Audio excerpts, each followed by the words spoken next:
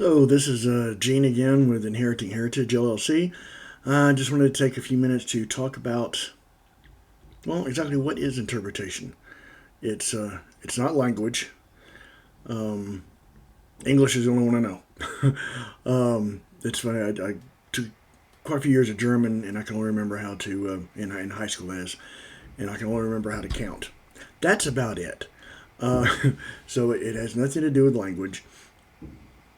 And in fact, it was a while back. I was sending some uh, queries out for positions, interpreter positions at different places, and I got a response from a science museum, and they asked, they're interested in me being certified as an interpreter, and traded a couple of emails, and then she sent me a message, an email asking me if I could come by for a in-person interview, and they also wanted to try me out. They wanted me to interpret for a program they had going, and that didn't quite sound right.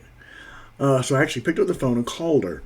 Good thing I did, because her her version of interpretation was an ASL interpreter, sign language interpreter, certified. So I'm glad I picked up the phone. That would have been very awkward if I'd gone all the way there and went, I don't know this. Anyway, so interpretation is not language. It's not sign language.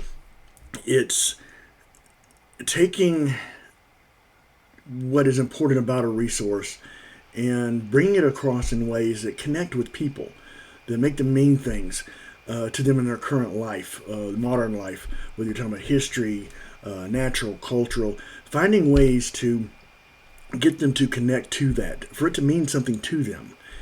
Take, for instance, think about one of the last times you went to a museum or well, any kind of site, a house, or this or that, and the person talking or giving a tour or a program might have talked about this beautiful piece of artwork or this beautiful piece of furniture or how pretty the land is or even that battle took place here, but what do you remember about that? I mean, do you remember what year a table was made? Do you remember who commanded the brigades that moved across a certain field?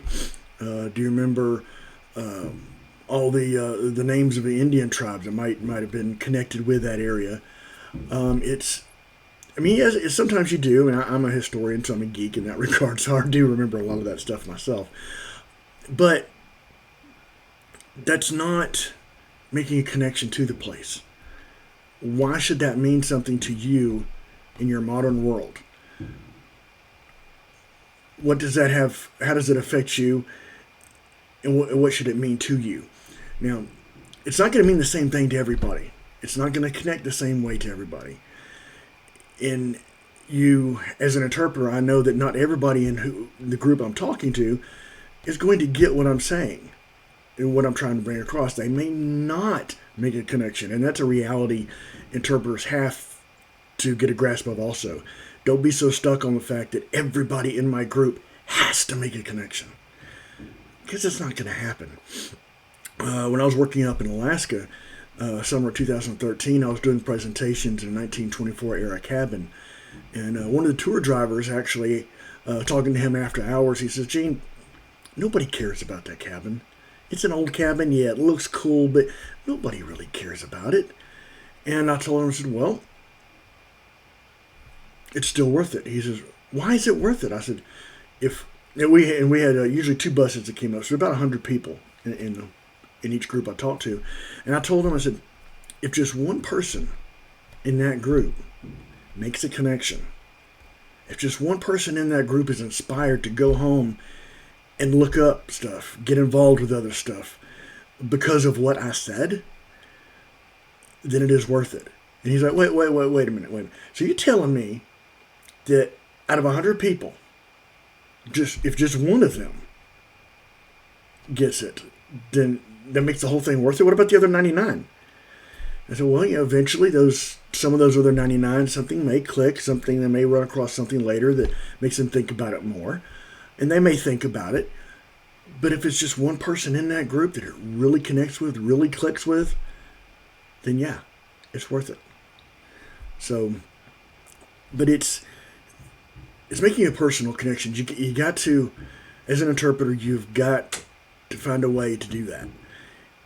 To make things either come alive with the first person interpretation, or I mean, you don't even have to be doing first person to make it come alive.